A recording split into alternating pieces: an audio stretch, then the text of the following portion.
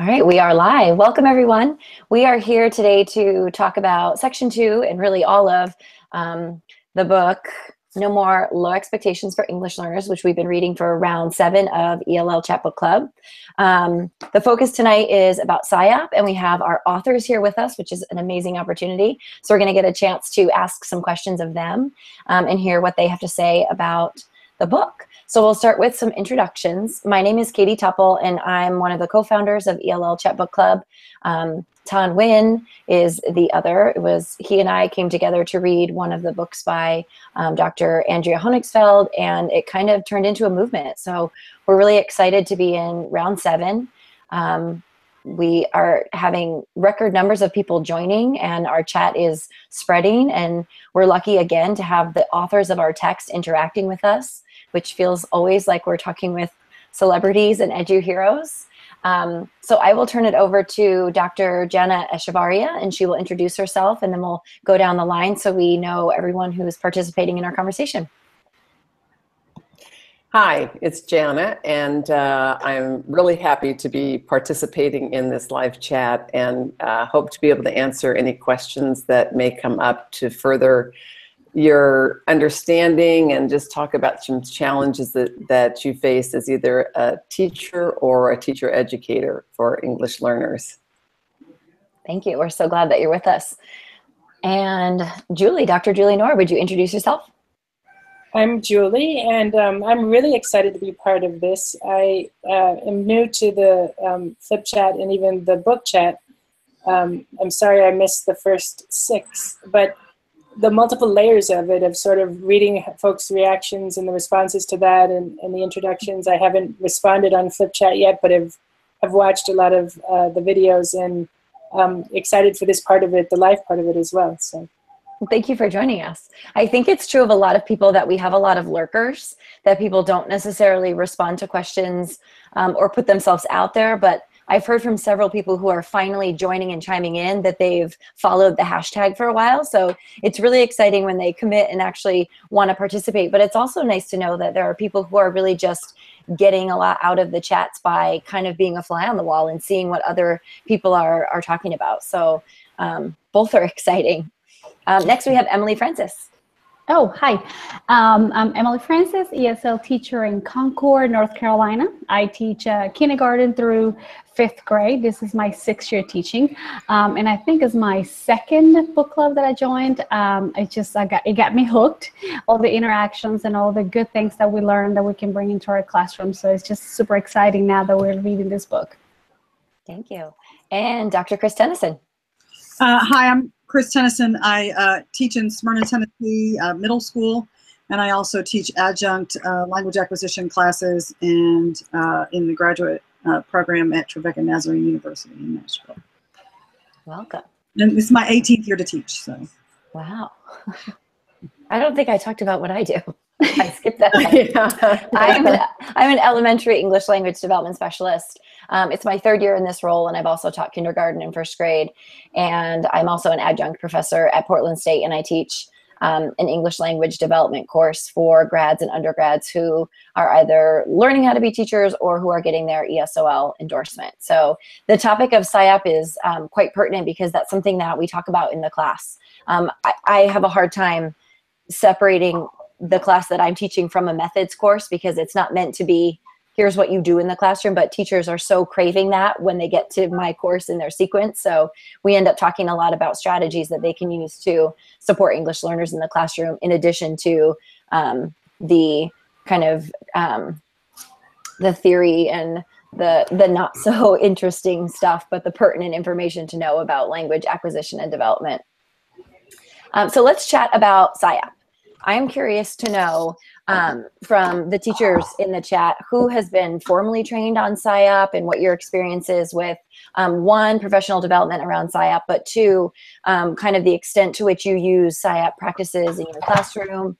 And then the 3rd piece of any particular aspects of Siop that you find challenging or difficult for teachers to implement, or any hurdles that come along with implementing Siop or sheltered instruction.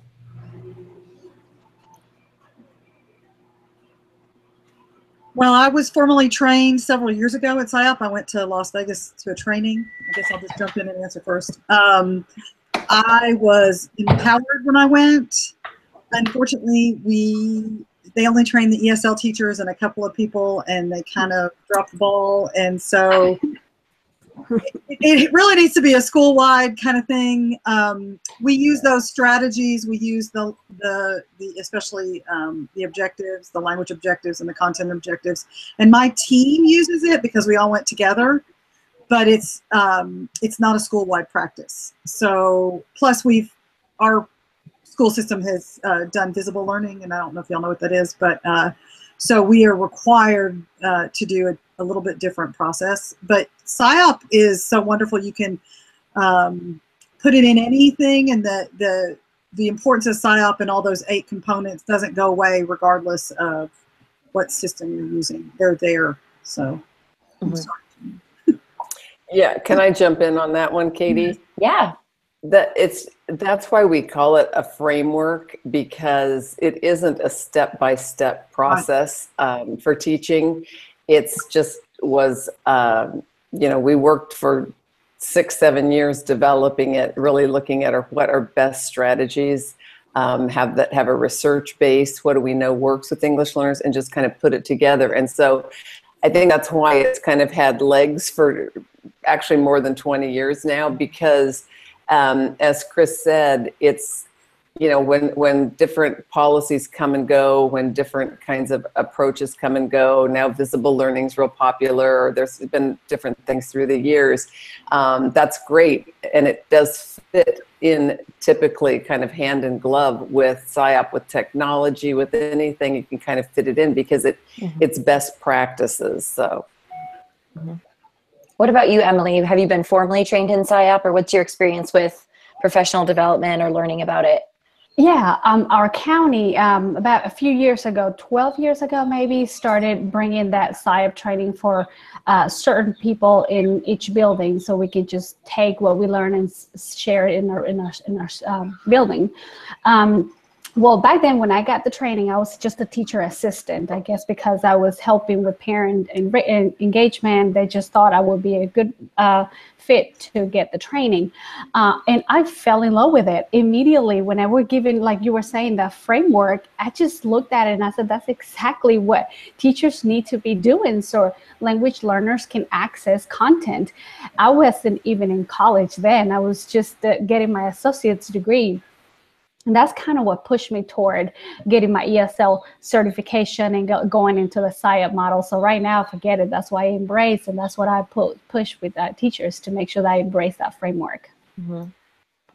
Chris and Emily, do you find that there's any particular element of Siop that is challenging for you to implement, or in general challenging for teachers to implement? I think the interactions part. I think a lot of teachers they want to scaffold, but when it comes to putting ESL students on the spot and getting on the spot, y'all know what I mean by that, but actually asking them to engage in the conversation in the classroom, whether in small group, they don't always want to do that.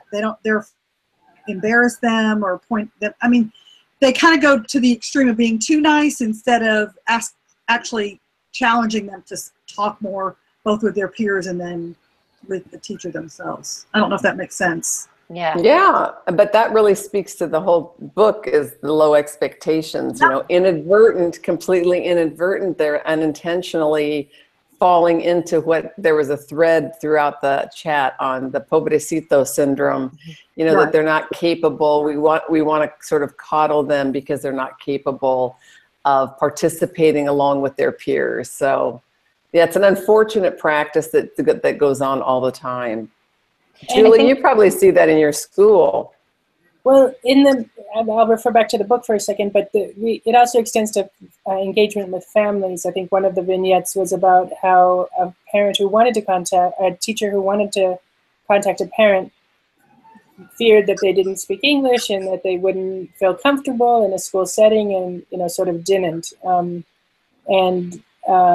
Getting back to what Christine said, I think the school-wide implementation and the school-wide ethos around this is really important, because if it's left up just to individuals, that that becomes even more complicated. But in our school, I would say that we don't have as much of that. I mean, it's a dual language setting, and so that was my apology at the end of the book. But you know, we really can sort of see resources and assets more because we're able to do it in multiple languages. Mm-hmm. I was trained in Siop when I first started teaching. There was a new teacher boot camp type scenario where new teachers started a week early, and we had a variety of kind of week-long courses that we could choose from. And so I was trained on Siop by 3 teachers from the district. So it was, you know, kind of a train the trainer thing where they had somehow received training and then they were sharing with everyone else. And at that time, I feel like a lot of teachers did receive training, but it's definitely not been something that we've received in recent years. And we do many elements of Siop because it's good teaching, building background and having students interact and content and language objectives, but we're not necessarily giving acknowledgement that this is a framework that benefits English language learners.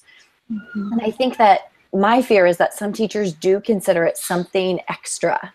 Oh, I have to do this now. And they see it as, you know, either a separate curriculum or a separate piece. And it's really not. It's meant to be something that regardless of your curriculum, you're using this, like Jana said, as a framework so that you have all of these really good elements that benefit your language learners.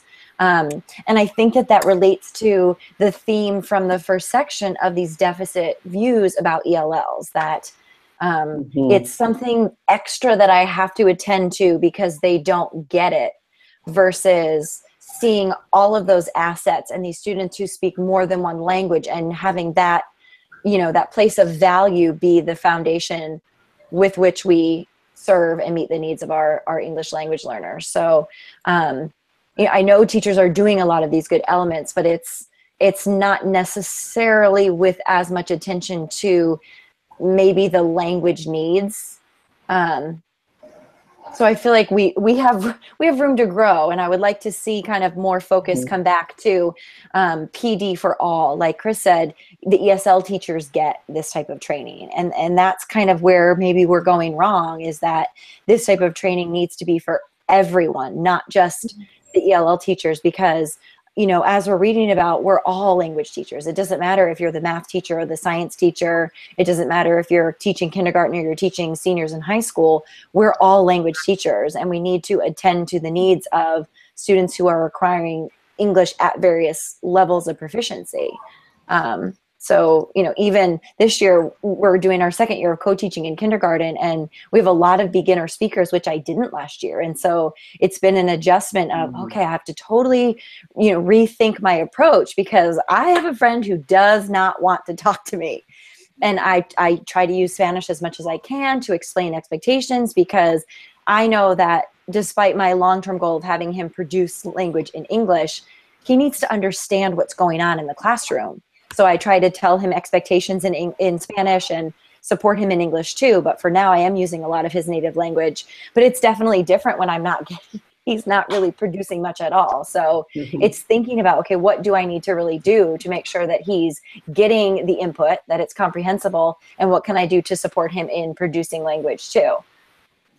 One thing I would be curious about is the experiences with assessment of tools being used to assess how students are, you know, demonstrating their learning. In their English? Yes. Specifically in their English. Aside from, my district uses, we're in Oregon, so ELPA 21 is our annual test, but we use a few measures that we do every 6 weeks. And I hate to say this because this is going to go out to the world, but I don't think that they're necessarily effective measures. So that's something that I struggle with a lot, is assessment. And particularly now that I'm co-teaching in a few grade levels, that idea that I've learned from Dr. Andrea Honigfeld about co-assessment and how the content teacher and the language teacher come together to determine what is being assessed, and, you know, the language aspect, but also the content aspect. So that's where I feel my biggest struggle, I think, as a teacher, is assessment and having to create things or knowing when to create when kind of the standard measures maybe aren't giving me information that I find useful. What about you, Chris or Emily? We do. We have the PLC model, and the RTI model. Mm-hmm. Those are what we use, and so we do CFAs, common formative assessments, but those are grade level and content classes. Can y'all hear me? Yep. And it's very difficult because we are supposed to have that grade level data. We're supposed to track the students' data, but obviously for our English learners, even if we read a test to them, the data is mixed. Mm-hmm. So most of us rely on informal assessment or finding other ways to just determine if a student is done well. We're fortunate. Tennessee is an English-only state, so we need bilingualism. But EA that work goes to in math classes, and so she does a lot of informal assessment. She can use her Spanish language skills to help the students, and so we know whether or not they're getting those skills for math if they're a language speaker, a Spanish language speaker. We struggle with our Koreans, but for that we're lucky. But again, it's all informal. Without informal assessment, we really don't sometimes know what students are doing, and I don't know if that makes sense to everybody, but sometimes you just have to kind of go with the informal assessments. Mm-hmm.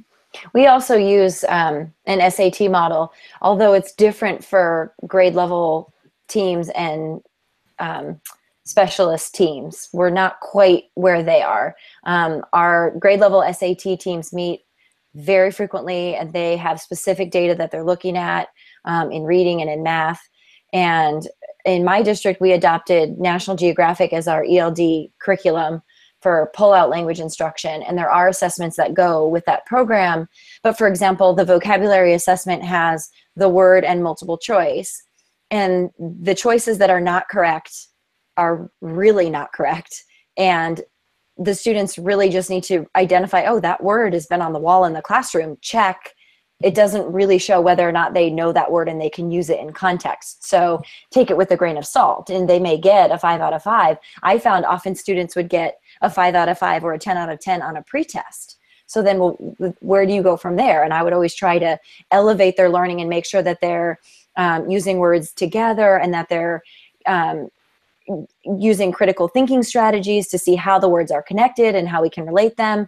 But then ultimately I have the same assessment to use the second time around. So we kind of grappled with, well, are we then creating our own assessments? Because how does that look if teachers do different assessments in different places, and then we're supposed to come together as a team and look at the data? So we're still in a process of kind of streamlining instruction and seeing how we can compare data. We're not really there yet because we adopted the program. Last year was the first year, and we're just, it's not all rolled out yet. So not something that we're really, I don't think, successful at right now, which is why I'm very pleased to be co-teaching and not doing that. Andrea has me convinced that that's, a model that's really, really great. And so that's where I can implement Siop strategies.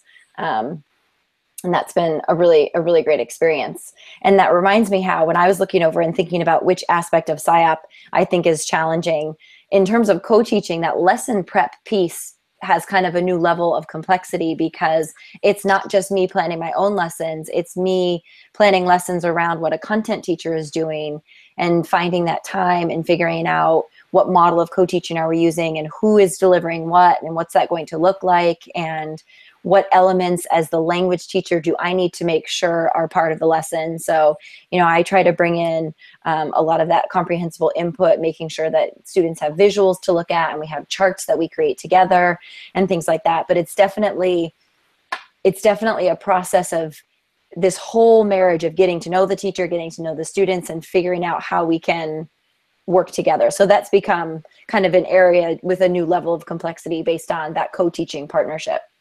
So I have a question, Katie. Do you just do push-in, like co-teaching, or do you do any pull-out? So in the past, I've always done pull-out, except last year we started co-teaching in kindergarten. And because that was so wonderful and so positive for the teachers involved and the students, we advocated to kind of roll it out to another grade level so that the kindergarten students who are now first graders would get that same model. Because we felt like it would be crazy for them to have this wonderful experience of a co-taught classroom in kindergarten and then get pulled out in first grade. So literally up until the day before we started services this year, we were planning for pullout, and then we got permission to go ahead and co-teach. So it's this process again of kind of hitting the ground running, and I've been more in a observing role and kind of figuring out the lay of the land. And then I do only work part-time, but the rest of my schedule is open for collaborative relationships where then I can go in and co-teach with teachers, but it's not their ELD time. So for kinder and first, when I co-teach, that is their English language development instruction. For other grade levels, for example, third grade, I'm going in during their reading block. And so it's co-teaching, but it's not, they'll also get pull-out ELD. So they're kind of getting a double dose, or the added benefit of having a co-teacher. And I'll be working with we skill group. So I'll be working with the students in the lowest level group for that particular grade level. Katie, I'm really curious if, when you're not there, are teachers utilizing some of these kinds of Siop strategies to make content comprehensible and capitalizing on language learning opportunities when you're not there to co-teach with them? I think that's the beauty of co-teaching, in that I've been with my first grade teachers for about a week and a half. And one of the first grade teachers said already, I'm learning so much from you. And I felt really like I'm not doing much yet because I'm still kind of taking a back seat. But to hear that she's learned so much already, I think that's wonderful. And so, and the kindergarten teachers have said the same, is that they learn strategies that I'll do during my 45 minutes with them that they will then continue to use outside of that time. And so the benefit of that language instruction embedded in the classroom really does allow them to kind of learn and see it modeled, which is helpful. Because when you learn something from a book, you can learn it to a certain extent, but when you see it in practice and how a teacher is doing it authentically, it's really like, and then allows them to use it when I'm not there. So I think that that's a really great thing about Siop strategies, is that it can work like that. It's not a curriculum that I'm using that I then take away. It's strategies and ways of teaching that are excellent, that they can then not copy but use also for all of their students. We found success with that model. So our setting is slightly different in that it's a dual language school, and the kind of push-in that we have, or co-teaching that we have, is with students on IEPs, but also with information and communication technology. We made a big push to not have it be a separate sort of area, but to have the teacher be integral to the planning of the units, and then to go in and co-teach with the idea of the classroom teacher then taking on those strategies and tools and using them beyond the amount of time that the ICT teacher can be there. Similarly with social and emotional skills, and we do a second step. It's required, and people like it, but it is a norm in our school that the classroom teacher stays there. They don't leave and plan or do other work. They have other time to do those things. And at first it was a little bit of a tough sell, but she's teaching. But it actually, people really have seen the benefit of it, and you do see them starting to build off of that and to use those strategies. So I think that's a great model for English learners as well. And I think that it's, in a lot of ways, when we have a professional development, because there's not always choice involved for teachers, it can be a lot of, this is one more thing to my plate. But when they're in a situation where they're working with a colleague and that colleague is there supporting them, sometimes we've got groups of 30 kids. So having another adult in the room to either take a group or to support learners is a really positive thing. And then they can really see it for the benefit that it brings, and not as this additional workload of something else that they have to configure in when they're doing their lesson planning. In my district, that always involves, for elementary, a scripted curriculum or a prepackaged curriculum that we're using. And so you've got that piece. And I think for a lot of teachers, it really is work to see how things fit together, because it is work to say, okay, well, here's my reading lesson today, and then here are these Siop elements. I've got to do this rather than just teach the reading. And so that's great when those strategies can be modeled by someone else and they can see how it really does fit naturally and it's not something that's mutually exclusive. Right. Yeah, that modeling is really, really important. And, just from a language development perspective, it's really difficult for students to become proficient at grade level, attain grade level proficiency, receiving, 30 minutes, 45 minutes, an hour a day of these kinds of strategies. And then if the teacher isn't following up and continuing to use kind of what you've modeled as the ESL person going into the classroom, then students are sort of sitting there and not really getting the most out of the lesson the rest of the day. So it's always sort of surprising to me, the idea that these kinds of the Siop model or these kinds of strategies are used almost exclusively with ESL people, because it was designed and intended for content teachers. Yeah. But it's just one of those things, we still operate so much in education in silos. If you hear English learners, okay, it's the EL specialist that's supposed to be doing this, when actually, the research was done in how to teach math, how to teach social studies, how to teach language arts in a comprehensible way. I was going to say, when our co-teachers work with us, we do a kind of a push-in, pull-out model. We do co-teaching, and then some of those same students, those English learners I have in my co-teaching class, are pulled out into my ELD class as well. So I see them twice. And then we also do a sheltered program for our newcomers.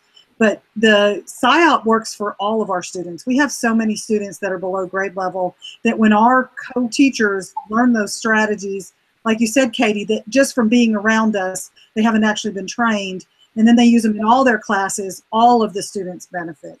And so, yes, it's so wonderful to use Siop for everybody, not just our English learners. So thank you for saying that.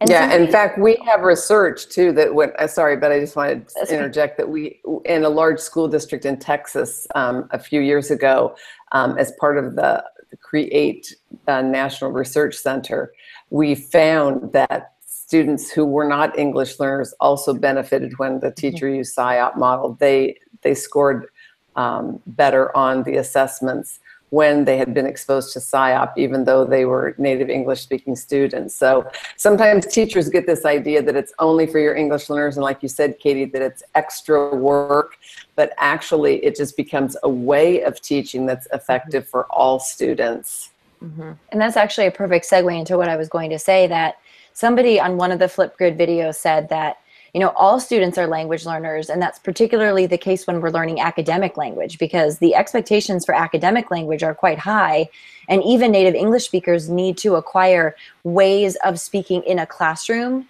that are ways that they're not exposed to at home. Like when, talk moves like, well, I agree with what Jana said and I'd like to add. Those are kind of those classroom ways of communicating and talking that need to be explicitly taught and practiced, because sometimes, even if it's modeled by the teacher, the students aren't necessarily automatically going to pick it up. And so that interaction and having them practice with a partner becomes really important, so that those ways of speaking become part of how students communicate with each other, and those high expectations around, content vocabulary. Because just because a student is a native speaker of English doesn't mean that the vocabulary words in chemistry are words that they are already familiar with. They still need to learn tricky and complicated concepts. And so it's definitely in a teacher's best interest to be able to make those concepts comprehensible so students understand them, because they're accountable for making sure that students can pass chemistry and biology and all of those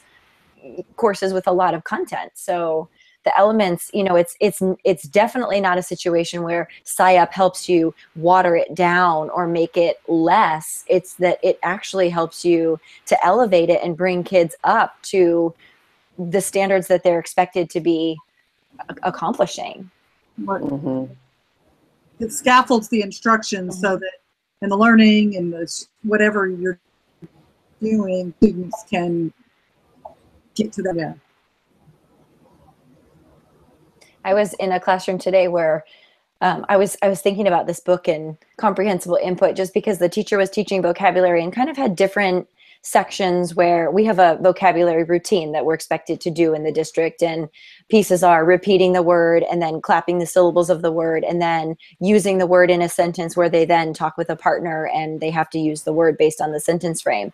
And so I did a quick sketch for her, but I said, well, what about adding a little icon with each of those steps so that students can see, maybe it's a talking head with a voice bubble for when they have to repeat the word. And then maybe it's the hands clapping for when they have to do this, clap the syllables. And then maybe it's the talking heads with partner A and partner B, just as those visual cues of where are we in this step and what is the teacher expecting me to do right now? Because I was in the back next to a few of my ELLs, and they were not checked in.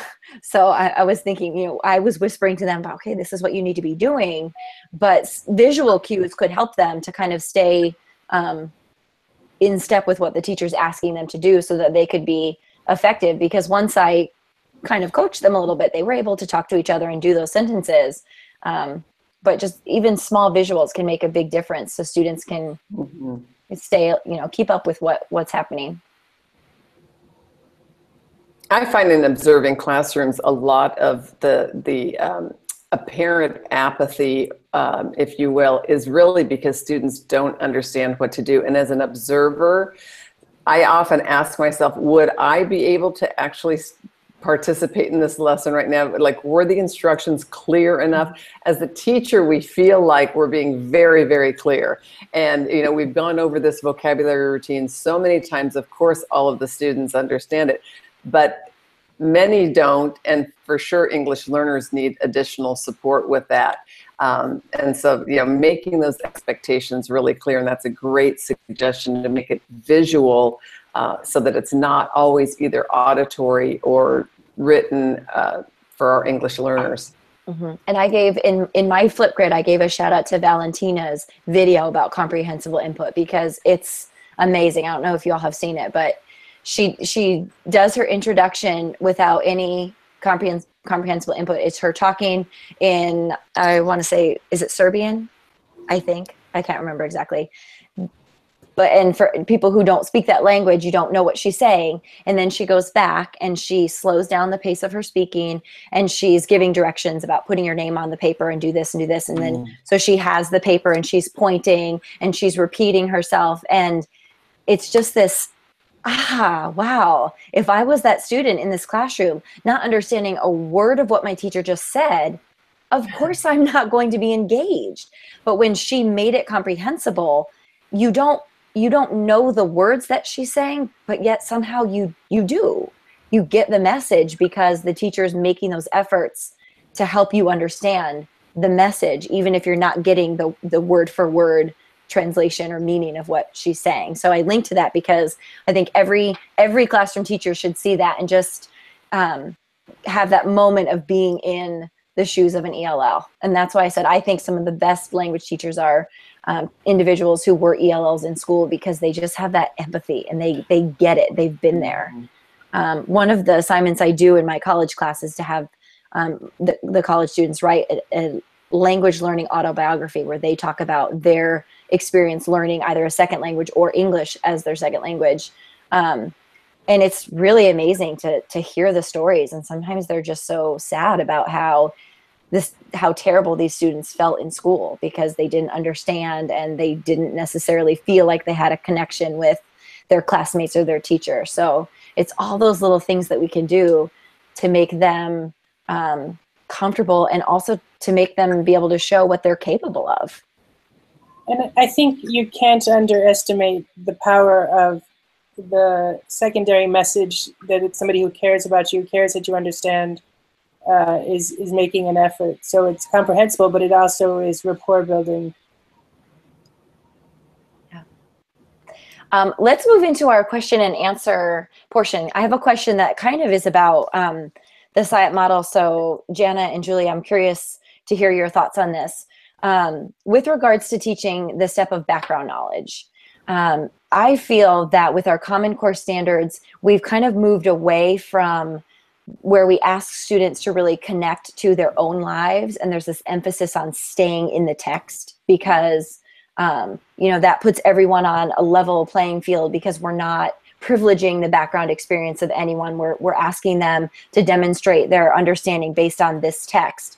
And so I'm curious, kind of if you have strategies to suggest for teachers of how to help students or how to build background knowledge or help students with that when you're really trying to help them access kind of a complex text that really doesn't have anything to do with their personal experiences, but that you need to support them so that they can access the content, whether it's a science text or social studies or something like that.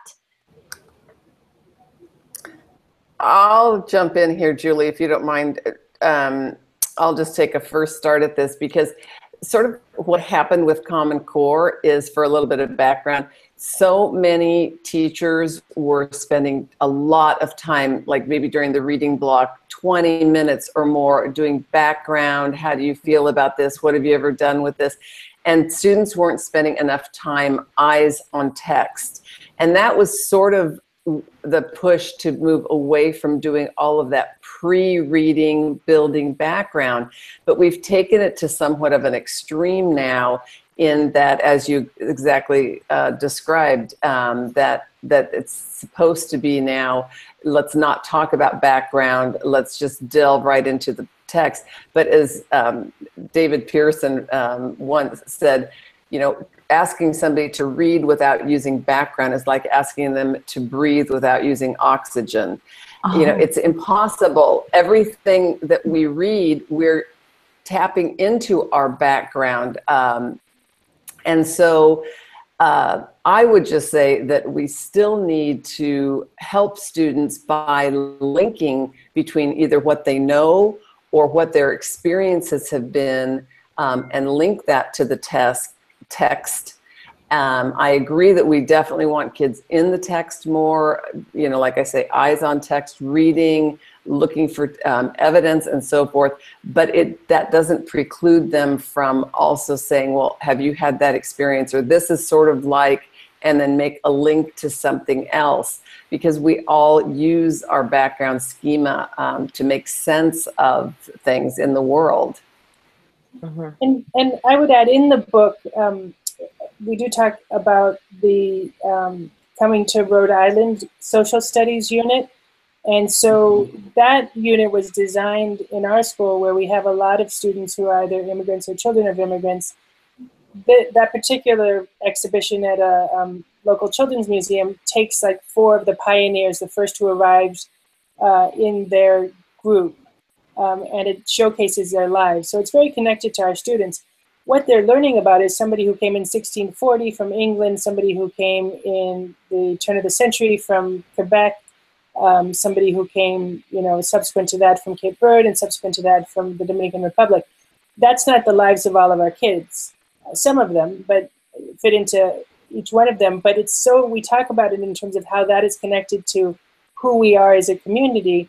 And then they're exploring it through lots of visual and hands-on ways. And then we bring it back to what are the similarities and differences in this? And so they can see themselves and they can see other students and go from the self out. And then extended by talking with their families about what are the experiences that exist in my family. So sort of going from the who I am and why this is important to me, then let's learn about others, and coming back.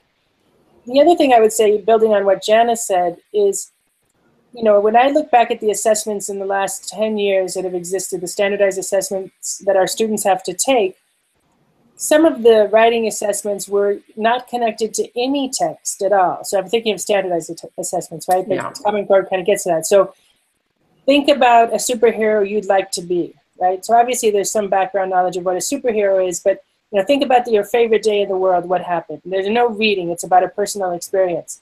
And then it moved to more simpler texts that you had to read and respond to in terms of elements of text, or, you know, who were the character analysis or plot analysis.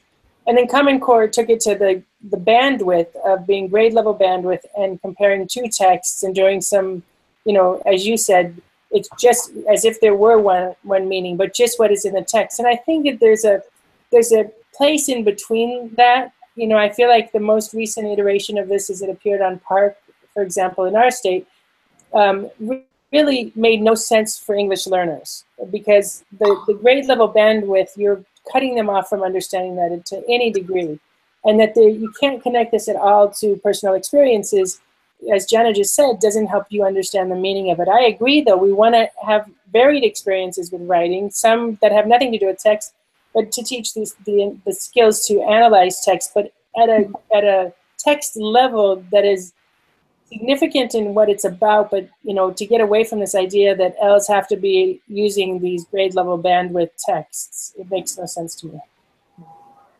It reminds me, I don't know if you've read Disrupting Thinking, that the framework offered in that text I loved, because it seemed to be a happy marriage between, you know, way too much of connecting to yourself and talking about, you read a book and then it's all about, well, this one time I did this, and you lose sight of the text, but also with making sure that you are actually referring back to the text. So it's it's their BHH framework of, it's what was in the book, but then also what's in your head, what are you thinking about what you read, and then also what's in your heart. So how does what you read change you or affect you as you move forward in your life, as a human being that interacts with other people in the world. And I like that, because it seems to be a good balance of those two extremes.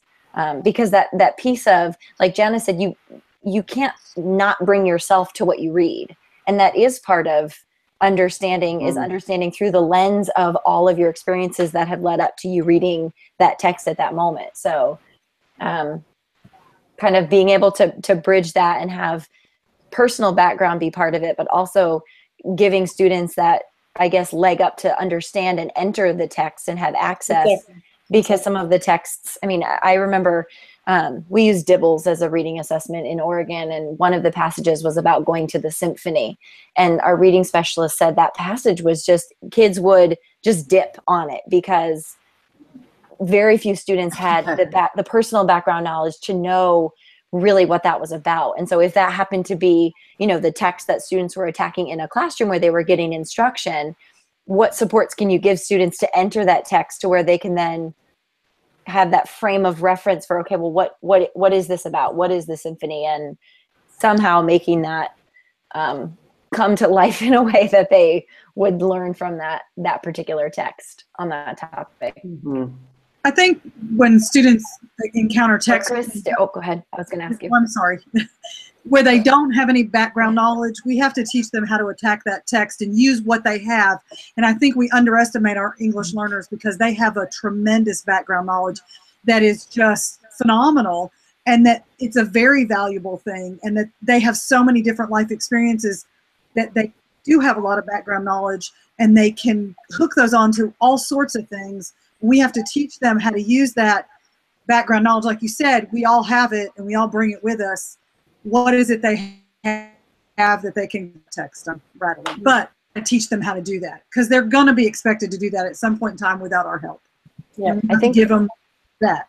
I think that's such a great point, because I think that goes right along with that deficit perspective when people assume or say ELLs don't have the background knowledge, because, you know, they're not empty. They do have life experiences. And just because they don't have my same life experiences doesn't mean that they don't have background knowledge. I mean, then they might say the same about me.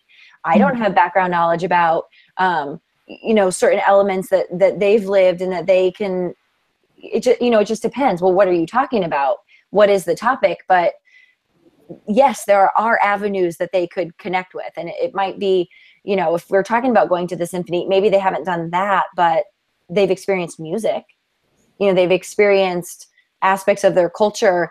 You know, maybe it's something getting dressed up and going somewhere fancy. And that's how some people go to the symphony, but that's how they've done something else. So it's finding those connections. And as teachers, you know, it's our job to kind of find those bridges and not just assume that they won't have a connection, but help them to facilitate that connection so that they can have a pathway to access what it is that we're teaching about. Mm-hmm.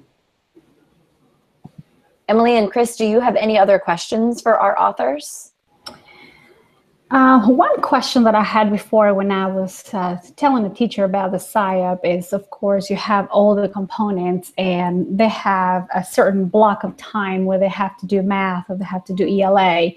So when they have to do the build-in background and the activities and then would try to do all of those components, they feel like it'll take more time for the lesson than the block of time that they have. How would you answer a question like that?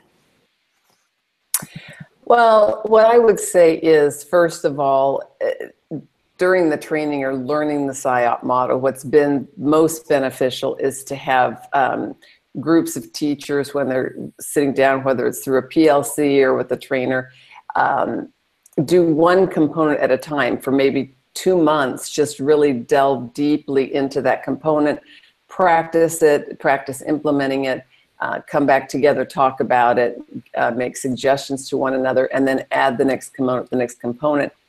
And it becomes a way of teaching. It's no longer, well, I'm just doing building background now, and I don't have that 10 minutes to build background, and then 10 minutes to do an interaction component, or 10 minutes to do a practice and application.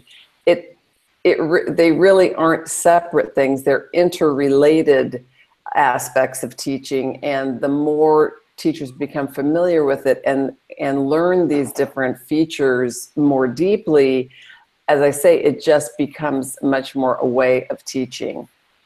And I guess I would add, if the teaching of whatever it might be, the teaching of mathematical concepts, I'm not sure what that means without working to have students develop their understandings, develop cognitively, and develop language. And so, I mean, if you just stood up and taught, so to speak, and didn't do those things, I don't know that the students would learn it. They wouldn't be using language, which helps them develop language. They wouldn't be developing cognitively, which comes from using language.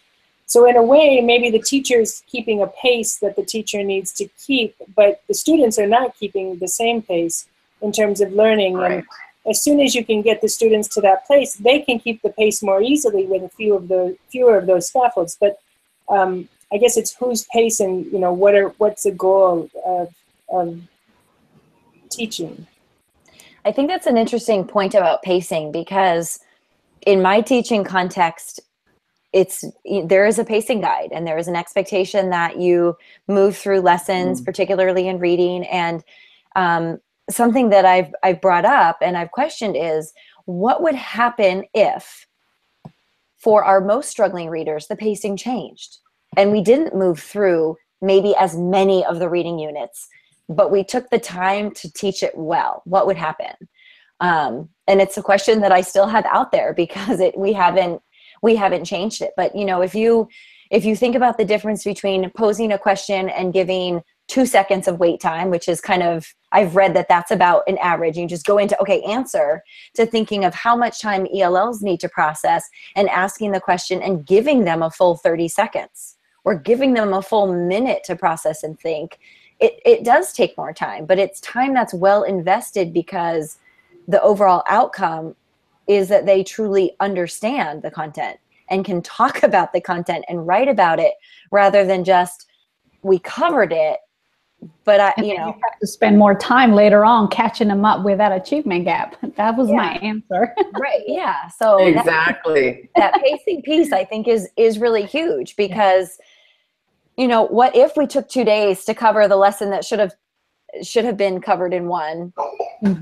But at the end of it, with your exit ticket, students can show you that they understand. I call that a win.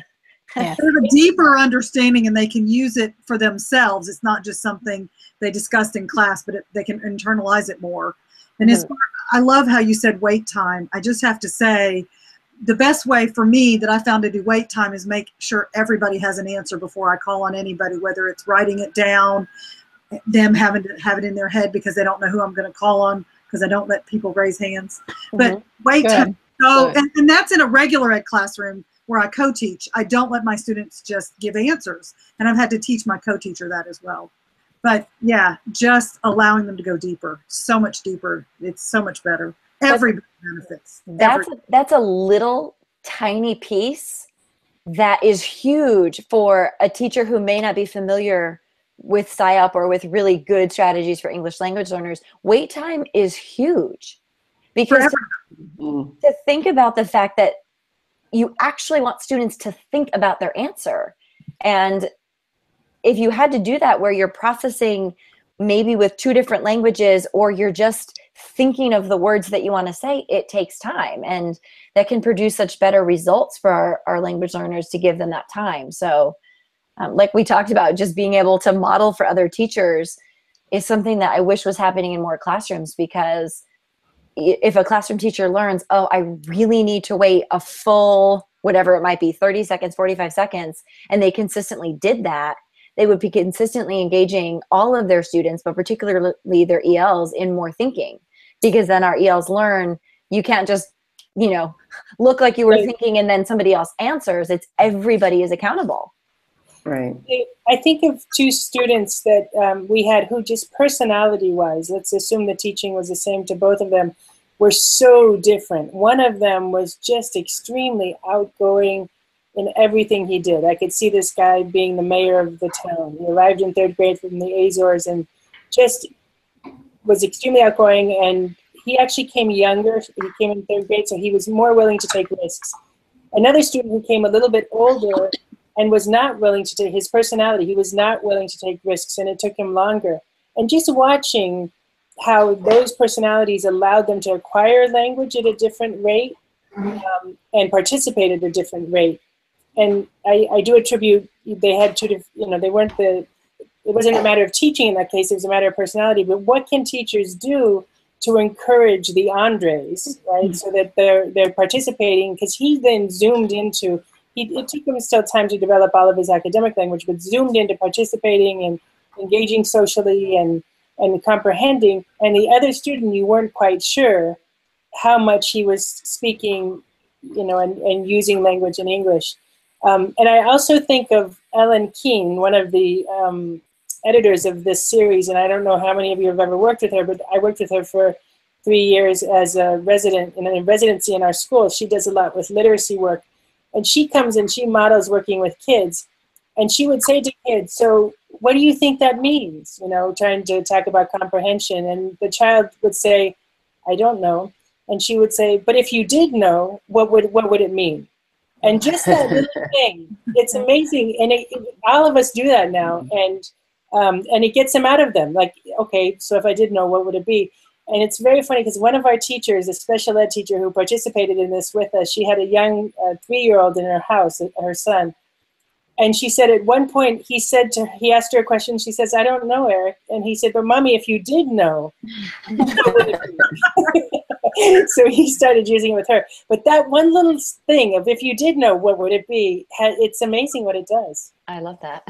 Yeah, and also I think providing different ways of answering. It doesn't have to be sometimes verbal. I have some students that are super shy. They have the language. They will be able to tell you but they just won't do it in public or in front of 23 students. But just different way to answer. Maybe have a sketch note or something that they can just give you the answer, or maybe whisper it to you. But just because they can do it out loud in front of everyone doesn't mean they don't have it. Just give them opportunities in different ways to answer.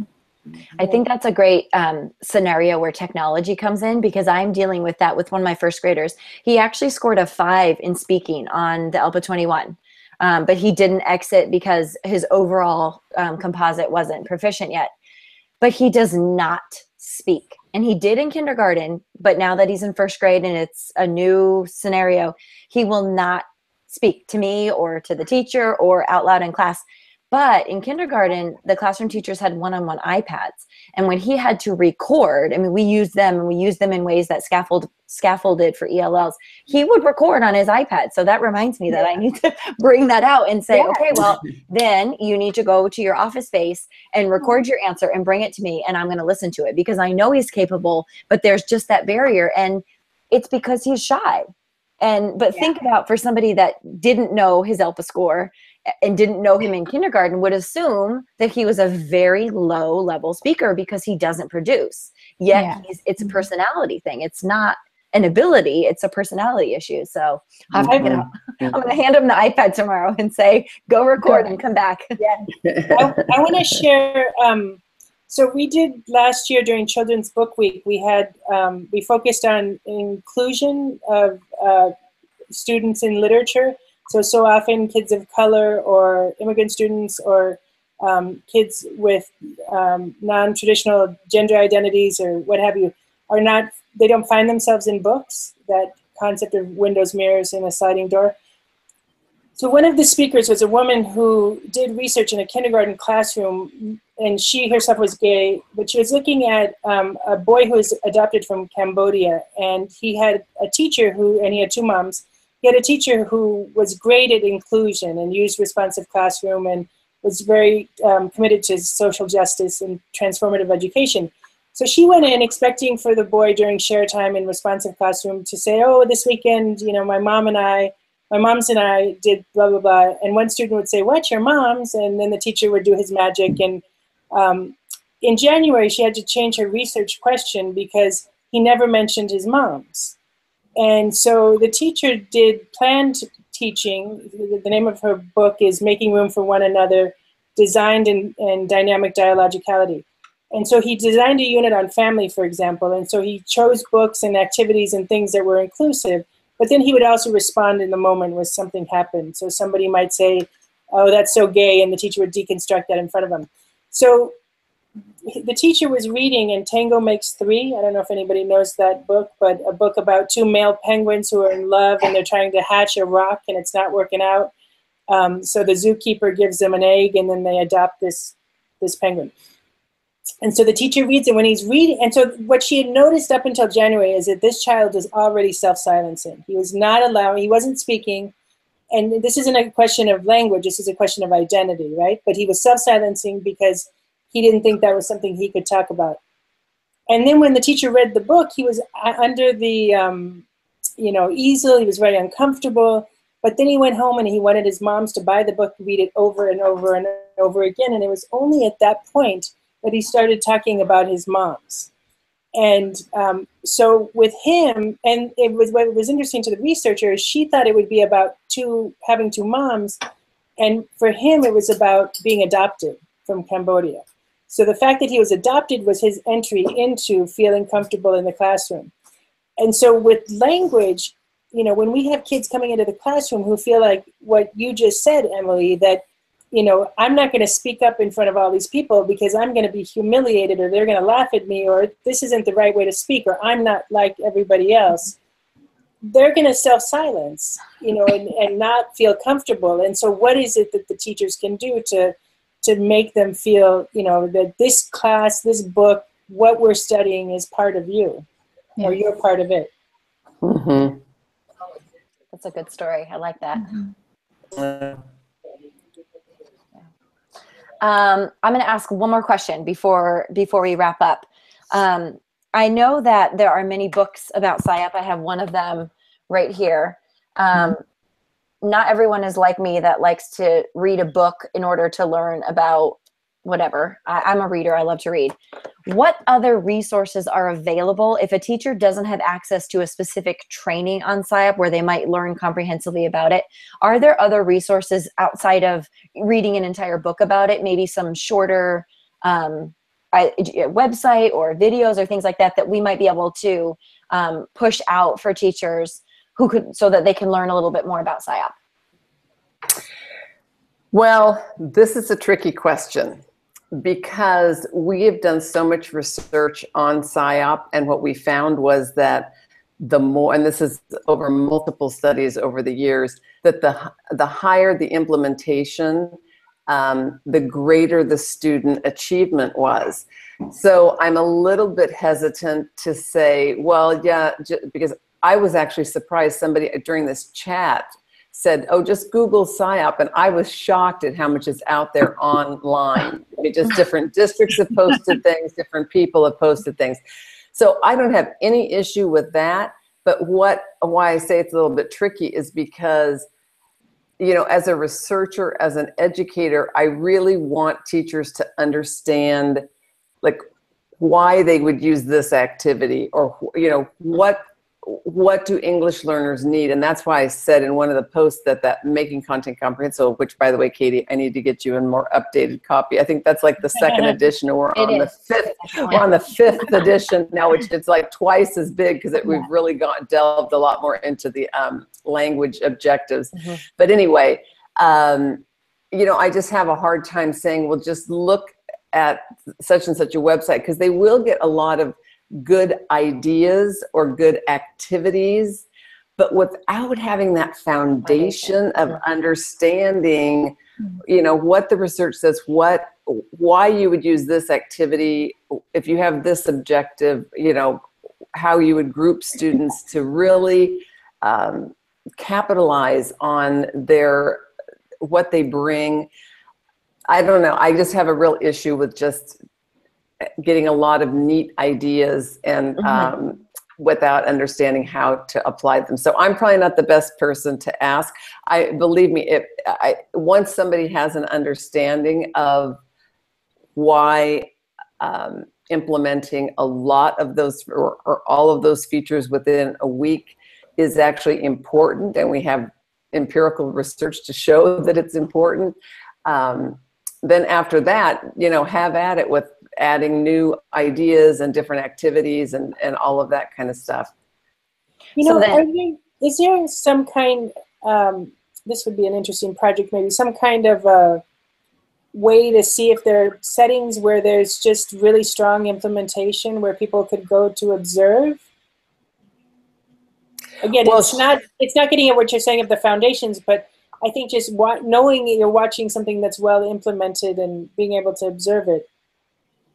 Yes, and as a comprehensive model, like you're not just watching somebody post some objectives or just have kids think, pair, share, but really a teacher that from beginning to end of the lesson is meeting the needs, is scaffolding that instruction and so forth. Yeah, sure, I mean, that would be ideal, and there definitely are schools that are implementing very well. I have to say, somebody who went to the training several years ago, it was very, very useful. And I felt the videos that they showed within it, and then the training by your trained people, it was well worth the time and the money and the effort. So if somebody really wants to do Siop, they need to go to the training. And there are videos that show each of the different components. So you know, there are videos out there. Well, then in your book you have videos, right? Yes, there are some. I think that's what I was thinking of, but I'm glad that you clarified that you really would recommend that somebody not just go to the brief snippet, but really get the foundation and then go to those other resources that can help them kind of see it in action. Because reading it in a book is different than seeing it. But it sounds, or even like Julie says, seeing something done really, really well, where they're implementing all of the features and you really see a comprehensive way. Because, for example, I observed some schools recently, and they were doing so much of this talk moves and think, pair, share, and I actually wrote a blog about it because it was just so striking that it didn't have a purpose. They were doing it just because they've been told, oh, you're supposed to do a lot of talk moves, you're supposed to do a lot of interaction. Well, it was not purposeful interaction, and they allowed so much time. Turn to your partner and tell them say the name of the main character, and they would allow like 30 seconds to say one word. And so that's what I mean about having a much more comprehensive understanding of how to teach English learners. I see that too, with a little bit of overemphasis on precision partners, which we were talking about this actually just yesterday. And with a precision partner, if it's my turn to talk, you cannot talk and you just listen. And then you talk and I can't talk, I have to just listen. But then we didn't just have a conversation. Exactly. So when you're teaching students conversation skills, that does involve negotiating who speaks when. I mean, and this type of chat is a good example of sometimes you do start to speak at the same time. And then how do people in an authentic conversation negotiate that? Because you do have to talk to each other and mirror what communication and conversation is like outside of the classroom. So, you know, that precision talk in allowing both people to have an equal amount of airtime brings that benefit. But at the same time, it needs to be balanced with actual conversation and turn taking and repeated interactions, not just my turn, your turn. Okay, now we're back to the teacher. Yeah, yeah, exactly. Well, thank you so much for joining us. I think we've been a little over an hour, so I have to do bath time and dinner time and bedtime with my little ones. But I do just want to thank Jana and Julie again for joining us, because it's so wonderful when we can talk to the authors.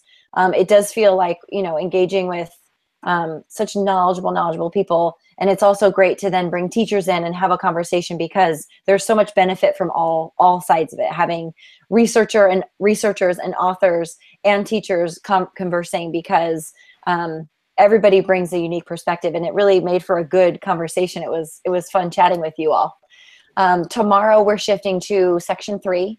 So at some point this evening, I will post the questions for section 3.